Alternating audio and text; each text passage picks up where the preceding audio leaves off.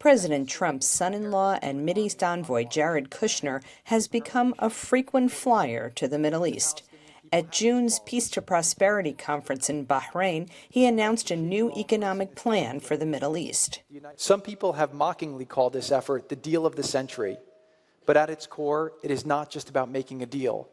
In fact, this effort is better referred to as the opportunity of the century. Israeli Prime Minister Benjamin Netanyahu says he is all in favor of a deal with the Palestinians and believes that Trump has a capable team formulating a political plan. These people have made their mark in the markets in real estate. Now, this is not only a real estate deal. It's fundamentally not a real estate deal, but a problem of recognizing Israel's existence, the problem of not recognizing a Jewish state in any boundary. But it also has its real estate elements.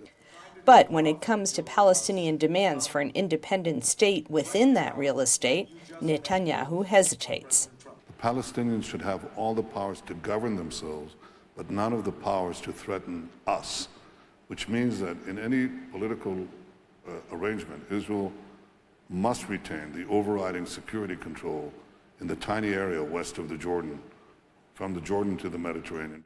On the Palestinian side, analyst Mahdi Abdel-Hadi says Palestinians reject President Trump's outlook, both economic and political.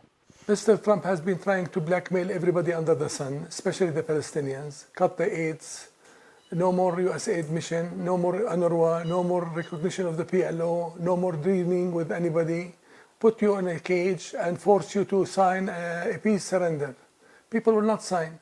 Hostilities between Palestinians and Israelis continue, especially along the Gazan border where Palestinians launch burning kites to spark fires in Israeli fields. Israeli analysts like journalist Amos Asael say Israeli public opinion about the peace process has been influenced by the violence. A large portion of those who initially supported the process became disillusioned in the wake of last decade's violence, which they perceive as the responsibility of the Palestinians.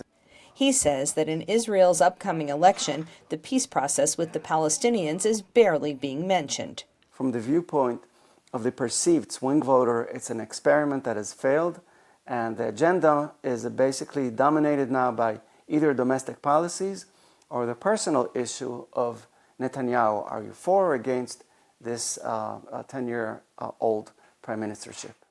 Whatever the U.S. peace plan has in store, it will take much work to get both Israelis and Palestinians on board. Linda Gradstein for VOA News, Jerusalem.